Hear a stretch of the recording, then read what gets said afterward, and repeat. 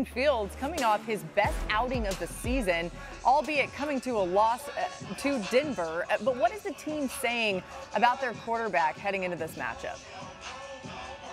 Well, Laura, the Bears believe that Justin Fields is coming into this game with a calmness about him after throwing for 300-plus yards against Denver. I spoke to multiple people with the organization who said that was probably the best he's seen the field in a long time from the pocket, which is always the question with him there. Can he get it done?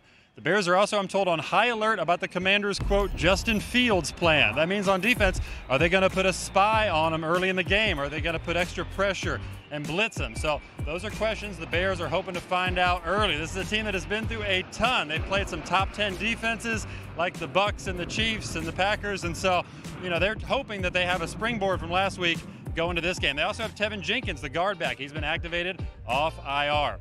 And then you have Sam Howell, another quarterback who's coming off a big game. He just went toe-to-toe with the Eagles. I spoke to Howell on the phone a little bit ago, and he told me that I just wanted to go out there and prove what I am as a player after that dud I put together against the Buffalo Bills a week earlier. And Howell's hoping to keep that momentum going because he told me he went straight to the Bears film Sunday night on his couch as soon as he got home from the Eagles game, and he has two simple goals for tonight: command of the offense, no turnovers. That sounds like a good plan. The Commanders are 6-point favorites as they look to hand the Bears their 15th straight loss. Thanks to Jeremy for the latest there. And time now for the DraftKings Sportsbook same-game parlay. For that, we go to Marcus Spears. Marcus, let's start with Fields. Over under 193.5 pass yards tonight. I have under, but it's not a negative. I think he's going to have to use his athleticism in this game, and I want him to be a little bit more stern about getting out of the pocket and using his legs instead of lingering and patting the football. So I got him under 193, but he could have over 100 rushing. The under, but a positive. Okay, let's get to the Commanders. Over under 63.5 rush yards for Brian Robinson. I'm going over, and as much as we talked about Sam Howell and this offense and these receivers, these running backs between Brian Robinson and Gipp, they are running the football well and running it hard. I think he goes over 63.5 yards tonight. How about Chase Young? Over under half a sack for the Commanders D end? I'm going over because I do think we'll have a time or two where Justin Fields will hold it and try to wait for somebody to uncover or try to get a deep shot off, and Chase will be coming around the corner. This offensive line has been an issue as well in Chicago. I think this defensive line is not a good one to see when you're having issues up front in protection. They're going to be put to the test, as Adam mentioned, tonight against a talented Commanders. Calendar. I made a new word. Talented Commanders defensive line that ranks top 10 in pressure percentage and sack rate. Ooh, not numbers that Justin Fields is going to love. RC, what does he have to do to follow up last week's positive outing? One, he has to remain confident. The way you saw Justin Fields sitting on the sideline after losing that game or turning that football over late, he can't come out with that same energy. You watched him move the pocket last week. He kept his eyes up the field when he escaped as well. He's going to need a lot more of that. Also, he's going to need protection. We know what this Washington Commanders front four can do, and so Luke Getsy has to expand on some of the play action that we saw last week from the Chicago Bears. And Dan talked about this a lot with Zach Wilson and Justin Fields last week. When that back foot hits and you're ready to let it go, throw it with conviction, throw it like you mean it, and throw it like you know where the hell it's going. And when Justin Fields does that, he's one of the more talented young quarterbacks in the league, and we see good results. No doubt.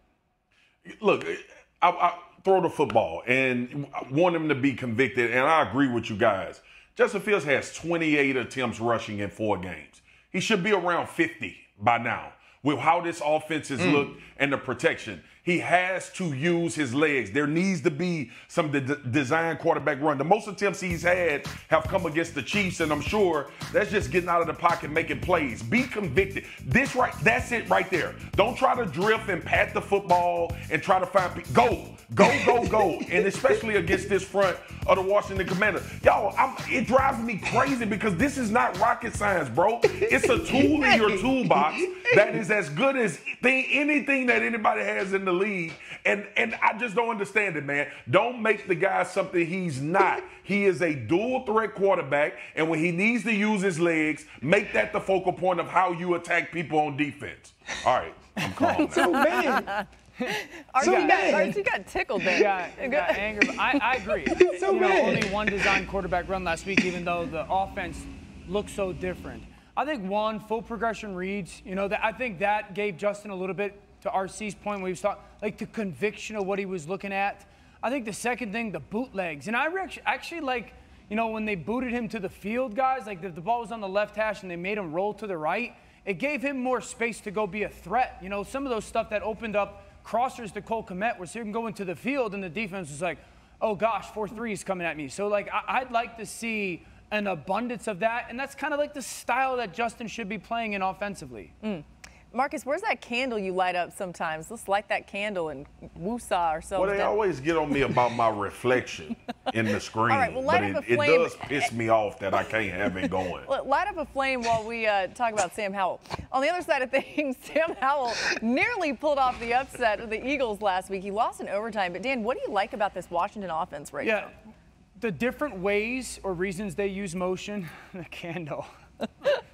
And also that Eric Bieniemy's tapped into a lot of the stuff that Sam Howell ran in abundance at North Carolina, which is a lot of the RPOs when he's reading second and third level defenders. So motion for information. The back starts at the bottom of the screen. They motion him in. He was matched by a corner. He knows it's going to be zone now. But where's the vacancy? With that linebacker tucked at the hash inside, he knows that safety's dropping down, so he has slant flat. Whatever that safety does, you throw off of it. Sam does a great job of realizing this is simple. They get safety and drop him to that flat, there's that slant route. So the understanding of, because of the motion, what the coverage is going to be. I talked about that RPO. Yep. This is Terry McLaurin at the top. He's got press coverage. He's just got a reduced, split, go route and or fade. This is a safety read for Sam Howell. If that safety stays back, we're going to hand the ball off. We got 6-on-6. If that safety comes downhill while I put the ball in the belly of the back, well, I'm going to give Terry McLaurin a one-on-one opportunity. We will see this tonight against Denver secondary. This is going to be fantastic. Chicago secondary and the ball placement of Terry McLaurin. So you saw motion for information, RPO, then motion for impact. You see the guy up top again. Here he comes. It's man-to-man coverage. They got to kick the defense laterally because I'm creating a 4-by-1. There's 4 guys now to the left side of the field at the bottom of the screen, one-on-one route up top. Sam Howell goes, are you going to single him? I'll throw it. If you're going to double him, then I'll work this 4-man side and the aggression of throwing the football down the field. So tonight, he'll be very aggressive throwing the ball downfield. Now, it's a fine line between overly aggressive and trying to make every throw perfect and a couple tipped interceptions or not. So the motion and the RPO is going to be big tonight for that offense. All right, time now for Game Picks, brought to you by Truly Hard Seltzer. I think we're going to reveal them all because we're all on the same team, which is the Commanders. So we're all picking the Commanders. Ryan, give us a reason. I'm going with the Commanders. No one watches as much football as Dan Orlovsky, and he can't tell the Bears defense from the Broncos defense. That's all you need to know. Marcus, you had something? Oh, yeah. I want to remember with the Commanders that maybe Eric Bieniemy is a really good offensive play caller. I don't want people to forget that. Love it. Tell them.